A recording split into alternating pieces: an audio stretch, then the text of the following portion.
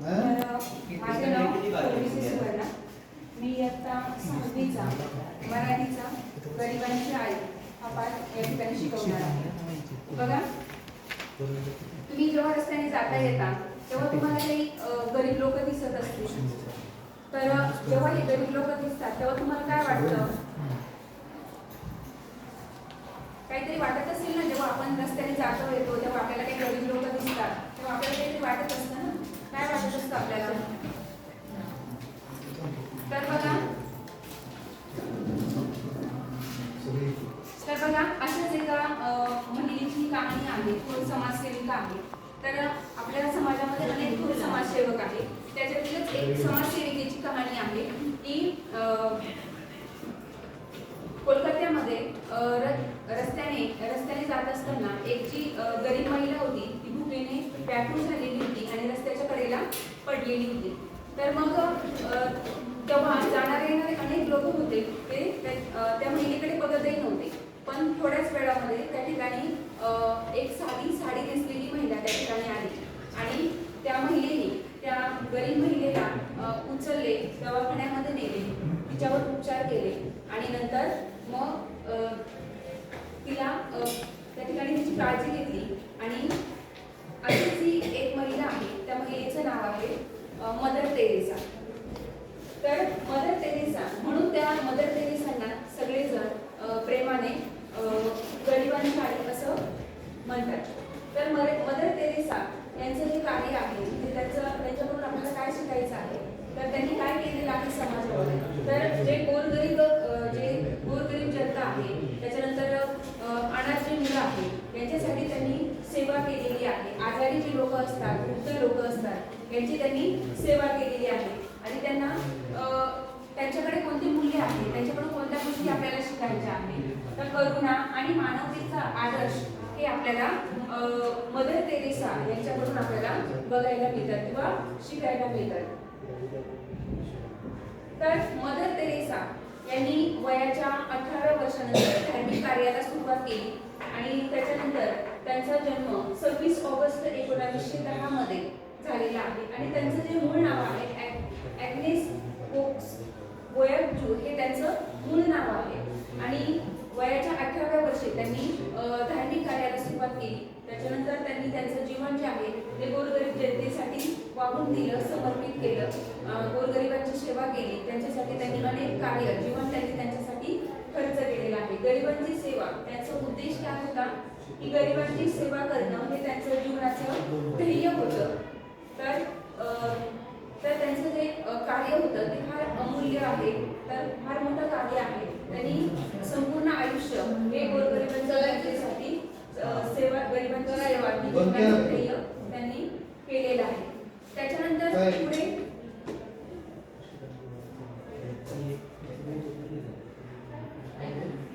तर त्यांनी समाजामध्ये असे अनेक महान कार्य केलेले आहेत. गोरगरीब जनतेसाठी अनेक सेवा त्यांनी केलेली आहे. म्हणून त्यांना 1928 मध्ये त्यांनी त्यांच्या वयाच्या 18व्या वर्षी त्यांनी त्यांच्या समाज कार्याला सुरुवात केलेली आहे. मग त्यांनी हे धार्मिक कार्य करत असताना 1928 मध्ये मिशनरी जीवनाची सुरुवात म्हणजे मिशनरी हे जे त्यांनी स्थापन केलेली आहे या कार्याला त्यांनी सुरुवात केलेली आहे. 1950 मध्ये मिशनरीज ऑफ चॅरिटी या क्लबची त्यांनी स्थापना केलेली आहे.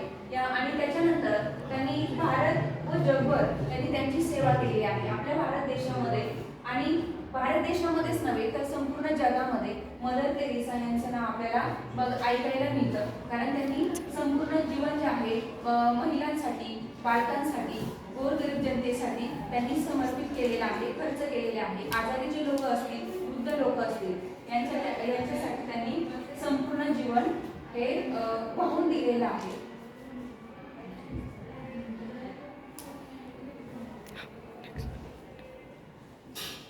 त्याच्यानंतर बघा त्यांचं कार्य आणि योगदान. तर मदर तेरेसा यांचं कार्य हे फार महान आहे आणि योगदानही त्यांचं खूप महान आहे. तर गरीब जे लोक आहेत समाजामध्ये, जे गरीब लोक आहेत त्या गरीब लोकांची सेवा त्यांनी केलेली आहे. त्याच्यानंतर अनेक लोकांना राहण्यासाठी घरं त्यांनी केलेली आहे. त्याच्यानंतर आजारी जे लोक होते आजारी लोकांवरती त्यांनी उपचार केलेले आहेत. त्याच्यानंतर त्यांना प्रेम, माया, करुणा ही सगळी मूल्य त्यांच्या या पाठातून आपल्याला शिकायला मिळते. त्याच्यानंतर अनाथांची जी सेवा आहे, तर अनाथ जे मुलं असतील यांची सेवा त्यांनी केलेली आहे. अनाथ मुलांसाठी त्यांनी अनेक दवाखाने, आश्रम जे असतील त्यांनी उभारलेले आहेत. त्याच्यानंतर आश्रमगृह, त्याच्यानंतर अनाथ जे मुलं असतील यांच्यासाठी त्यांनी अनाथ आश्रम त्यांनी स्थापन केलेले आहेत. त्याच्यानंतर जे आजारी लोक असतात यांच्यासाठी त्यांनी रुग्णालयाची स्थापना त्यांनी केलेली आहे. त्याच्यानंतर या पाठामधून आपल्याला म्हणजे गरिबांनी म्हणूनच त्यांना समाजाने लोकांनी गरिबांची आई असं म्हटलेलं आहे. आणि त्यांच्या या पाठामधून आपल्याला मानवतेचा संदेश आपल्याला मिळत असतो. त्याच्यानंतर बघा, त्यांचं हे सगळं समाजकार्य बघून त्यांना जगाने आणि लोकांनी गरिबांच्या आई तर म्हटलेलं आहे, पण त्यांना अनेक वेगवेगळ्या पुरस्कारांनी सन्मानित केलेलं आहे. अनेक पुरस्कार त्यांना बहाल केलेले आहेत. तर त्यांना जगाने पहिला जो पुरस्कार दिलेला आहे त्यांचं कार्य बघून त्यांना जे वेगवेगळे पुरस्कार मिळालेले आहेत त्याच्यापैकीच पहिला जो पुरस्कार आहे तो आहे नोबेल शांतता पुरस्कार. तर हा नोबेल शांतता जो पुरस्कार आहे त्यांना 1979 साली मिळालेला आहे. तर 1979 साली मदर तेरेसा यांना नोबेल शांतता पुरस्कार हा प्रदान करण्यात आलेला आहे. त्याच्यानंतर पुढे त्यांना सन 1980 साली त्यांचं एवढं सगळं महान कार्य बघून, समाजसेवा बघून त्यांना भारतरत्न हा पुरस्कार सन 1980 मध्ये मिळालेला आहे. त्याच्यानंतर त्यांचा ह्या सन्मानांबरोबरच जागतिक सन्मान देखील करण्यात आलेला आहे. तर असं त्यांचं कार्य महान होतं आणि त्यांना असे वेगवेगळे सन्मान आणि पुरस्कार मिळालेले आहेत. तर सेवा म्हणजे प्रेम. आता त्यांच्या या पाठातून आपल्याला काय शिकवण मिळते, तर सेवा म्हणजेच प्रेम आहे हे त्यांच्या या पाठातून, धड्यातून आपल्याला बघायला मिळतं.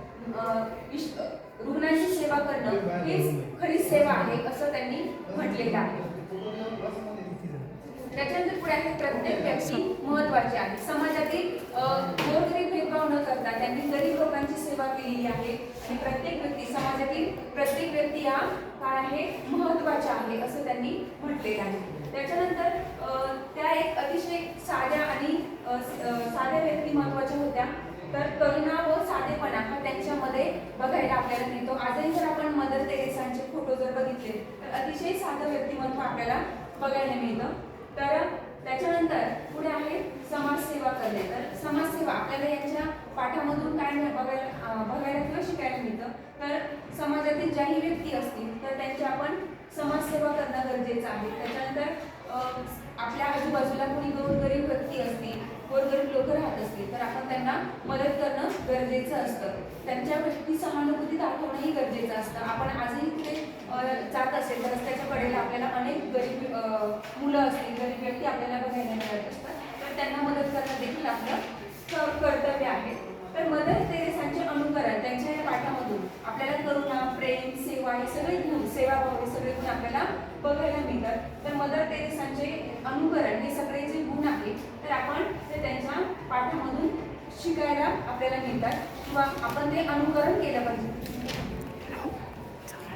त्याच्यानंतर पुढे आहे मदर तेरेसा. तर मदर तेरेसा यांच्या पाठातून आपल्याला कोणता संदेश मिळतो? कोणता संदेश मिळतो? सेवा व प्रेमाचा संदेश मिळतो.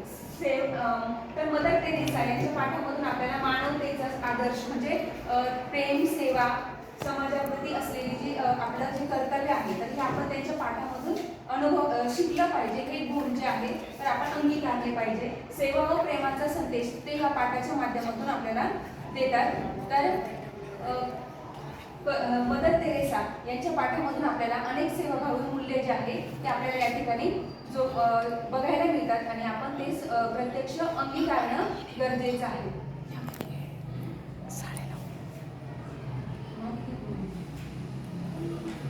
तर सेवा म्हणजे काय, प्रेम आहे हे आपल्याला मदर तेरेसा यांच्या पाठामधून बघायला मिळतं. तर त्यांचा करुणा आणि साधेपणा हा आपल्याला अनुभवायला मिळतो. थँक्यू.